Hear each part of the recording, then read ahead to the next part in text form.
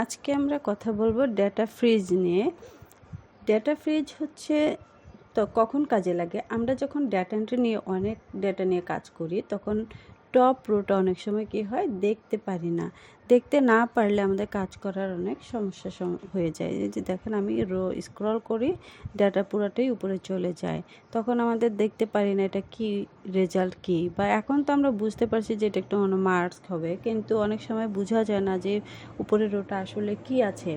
সেই সময় আমরা ডেটাটাকে ফ্রিজ করি। তো ডাটা ফ্রিজটাকে আমরা কিভাবে করব সেটা এখন একটু দেখে নিই।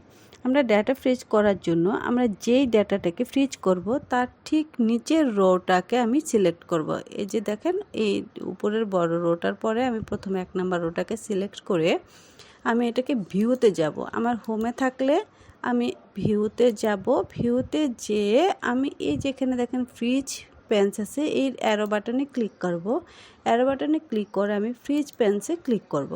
ফ্রিজ পেন্সে ক্লিক করলে আমি দেখেন এখন আমি স্ক্রল করি, এখন আমার সব ডাটাগুলো যাচ্ছে, কিন্তু উপরের যে রোটা সেটা কিন্তু ঠিকই থেকে যাচ্ছে, উপরের রোটা নড়াচড়া করছে না।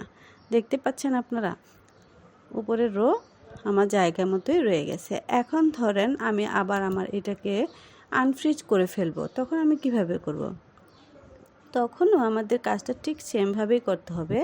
উপরে যে রোটাকে আমাদের ফ্রিজ করা আছে সেই রোয়ের নিচের রোটাকে আমি সিলেক্ট করে আমি হোম থেকে ভিউতে যাব।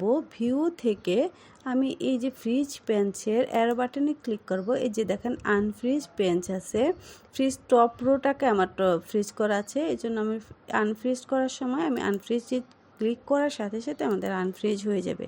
এ দেখেন পুরোটা এখন আবার চলে যাচ্ছে, আনফ্রিজ হয়ে গেছে। ভিডিওটি ভালো লাগলে একটা লাইক দিয়ে আমার চ্যানেলটাকে সাবস্ক্রাইব করে পাশে থাকবেন। আল্লাহ হাফেজ।